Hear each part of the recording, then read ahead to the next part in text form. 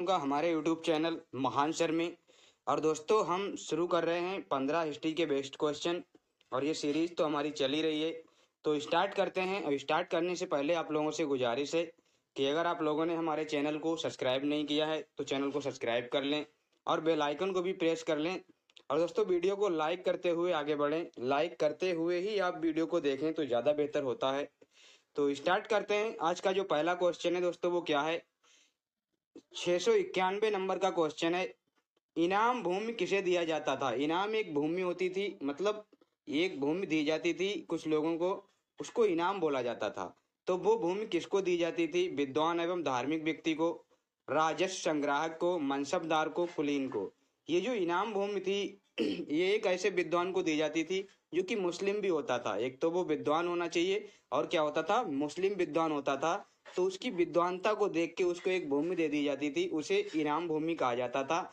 और इसका जो सही ऑप्शन है दोस्तों वो क्या है? ऑप्शन ए बिल्कुल सही होगा। तो सही जवाब क्या है? ऑप्शन ए, विद्वान एवं धार्मिक व्यक्ति को, और वो भी मुसलमान व्यक्ति के लिए कॉन्सेप्ट था। आगे बढ़ते, उत्तरी भारत की प्रथम मुस्लिम महिला शासक, दिल्ली पर राज करने वाली प्रथम महिला शासिका थी। कितना लंबा चौड़ा आपने क्वेश्चन बना के रख दिया है। यहाँ पे सीधे सीधे पूछ सकते थे कि दिल्ली पर मतलब जो शासन करने वाली पहली मुस्लिम महिला शासिका कौन थी। अब इतना लंबा क्वेश्चन करने की क्या जरूरत थी? ये तो आपको पता ही है क्या है, रजिया सुल्ताना थी। तो सही ऑप्शन क्या होगा? ऑप्शन ए है।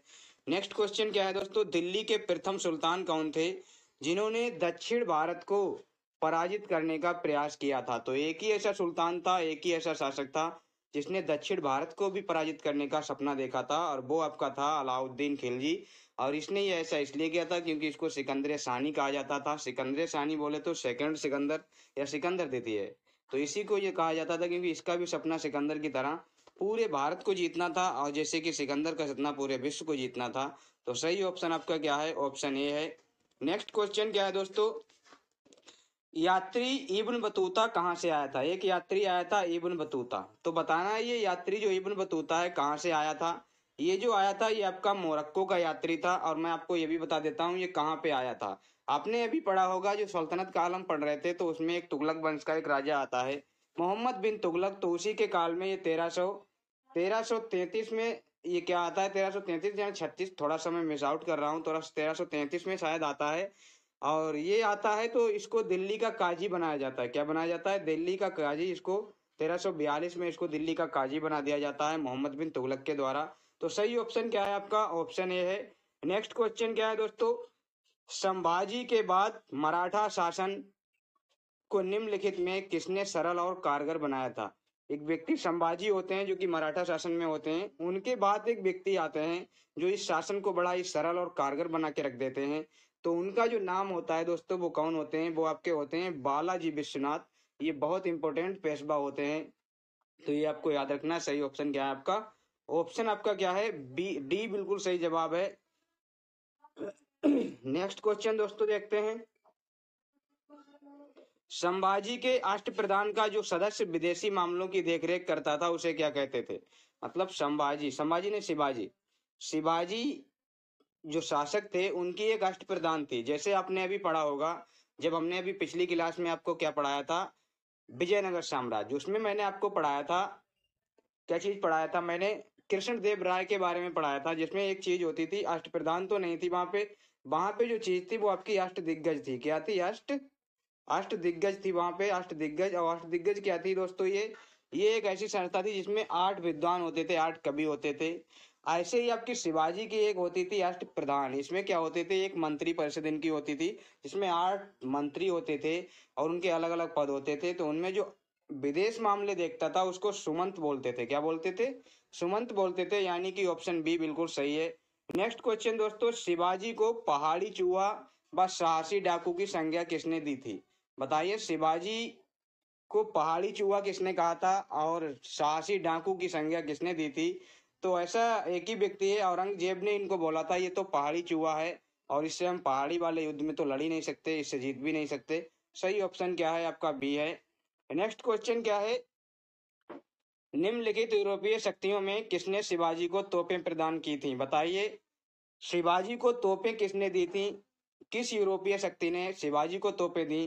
तो पुर्तगाल, फ्रांसीसी, अंग्रेज, डच, तो ये अंग्रेजों का काम था, अंग्रेजों ने क्या किया था, शिवाजी को तोपें दी थी। तो सही ऑप्शन आपका क्या है, ऑप्शन आपका क्या है, सी बिल्कुल सही जवाब है। नेक्स्ट क्वेश्चन क्या है, मराठा राज्य का दूसरा संस्थापक किसे कहा जाता है? मराठा राज्य का दूसरा संस्थापक बताइए कौन कहा जाता है? क्या बालाजी बाजीराव हैं, या बालाजी विश्वराव हैं, विश्वनाथ हैं, या फिर राजा राम हैं? तो शिवाजी का मतलब जो मराठा है उसका दूसरा संस्थापक तो बालाजी विश्वनाथ को ही कहा जाता है। इसका देखते हैं सही ऑप्शन क्या है, फिलहाल तो कंफ्यूजन है, लेकिन फिर भी सही ऑप्शन आपका यही होगा। तो सही जवाब क्या है, ऑप्शन बी है। नेक्स्ट क्वेश्चन क्या है दोस्तों, नेक्स्ट क्वेश्चन है, शिवाजी के प्रशासन में पेशवा कहा जाता था। बताइए, शिवाजी के जो प्रशासन था उसमें एक पद होता था पेशवा। तो पेशवा ये किसको कहा जाता था? क्या धार्मिक मामलों के मंत्री को कहा जाता था, क्या प्रधानमंत्री को कहा जाता था, या न्याय मंत्री को कहा जाता था, या रक्षा मंत्री को कहा जाता था? तो दोस्तों इसका जो सही ऑप्शन है, सही आपका क्या है, बी ऑप्शन बिल्कुल सही जवाब है। प्रधानमंत्री को पेशवा कहते थे, पी से प्रधानमंत्री, पी से पेशवा, ऐसे आप याद रख सकते हैं। नेक्स्ट क्वेश्चन क्या है, निम्नलिखित में से गोरिल्ला युद्ध का पथ प्रदर्शक कौन था? बताइए कि गोरिल्ला एक युद्ध होता है तो उसमें पथ प्रदर्शक कौन रहता है? तो ये गोरिल्ला युद्ध आपका कौन करता है? ये शिवाजी की एक पद्धति थी गोरिल्ला की। तो इसका सही जवाब आपका क्या है, सी है। नेक्स्ट क्वेश्चन क्या है, शिवाजी ने मुगलों को किस संधि के द्वारा किलों को हस्तांतरित कर दिया था? बताइए, क्या बताना है कि शिवाजी को किस संधि के द्वारा, मतलब शिवाजी ने मुगलों को कुछ किले दे दिए थे। क्योंकि शिवाजी और मुगलों का क्या होता है, एक युद्ध होता है, और उस युद्ध में शिवाजी को पराजय खानी पड़ती है। तो एक संधि होती है, और संधि जब होती है तो उसमें क्या होता है कि ये जो किले होते हैं ये मुगलों को दे देते हैं, हस्तांतरित कर देते हैं। और वो आपकी संधि होती है पुरंदर की संधि। हम इतिहास में पढ़ेंगे आखिर वो युद्ध कौन सा था, आखिर क्या कारण रहते और कैसे शिवाजी को हारना पड़ा था, और कैसे वो किले देने पड़े थे। तो ये सारी बात हम टॉपिक में करेंगे। सही जवाब आपका क्या है, बी है। नेक्स्ट क्वेश्चन क्या है, शिवाजी को राजा की उपाधि किसने प्रदान की थी? तो शिवाजी को राजा की जो उपाधि प्रदान की थी वो आपको किसने की थी? क्या औरंगजेब ने की थी, क्या आपके बीजापुर के शासक ने की थी, या महाराजा जयसिंह ने की थी? तो दोस्तों यहाँ पर तो मुझे भी थोड़ा कंफ्यूजन है। अगर आप लोगों को इसका सही जवाब पता है तो आप लोग इसको बता सकते हैं। मुझे इसके बारे में बिल्कुल भी जानकारी नहीं है, इस क्वेश्चन के बारे में मैं मतलब इसका कुछ भी नहीं जानता हूँ। लेकिन मैं एक तुक्का मार के देखता हूँ, हो सकता है, देखता हूँ क्या होता है। तो सही जवाब क्या होने वाला है मैं देखता हूँ। फिलहाल तो मैं तुक्का लगाता हूँ ऑप्शन सी, और देखता हूँ इसका सही जवाब क्या है। इसका सही जवाब क्या है, औरंगजेब है। क्योंकि मैंने आपको पहले ही बता दिया, मुझे इस क्वेश्चन में बिल्कुल भी कोई जानकारी नहीं थी कि शिवाजी को राजा की उपाधि किसने दी थी। तो अब ये भी आपका क्लियर हो गया कि शिवाजी को राजा की जो उपाधि दी थी वो आपकी औरंगजेब ने दी थी। तो सही जवाब क्या है आपका, ऑप्शन ए है। ऑप्शन ए बिल्कुल सही जवाब इसका हुआ। नेक्स्ट क्वेश्चन दोस्तों क्या है, शिवाजी के राजनीतिक गुरु एवं संरक्षक कौन थे? बताइए, शिवाजी के जो राजनीतिक गुरु थे और संरक्षक थे वो कौन थे? क्या समर्थ रामदास थे? समर्थ रामदास ये इनके गुरु तो थे, लेकिन राजनीतिक गुरु नहीं थे। ये गुरु थे मतलब राजनीतिक वाले गुरु नहीं थे, ये धार्मिक गुरु थे। और राजनीतिक गुरु और संरक्षक कौन थे? शाहजी भोसले भी नहीं। दादाजी कोंडदेव इनके क्या थे, आपके क्या थे, राजनीतिक गुरु भी थे और संरक्षक भी थे।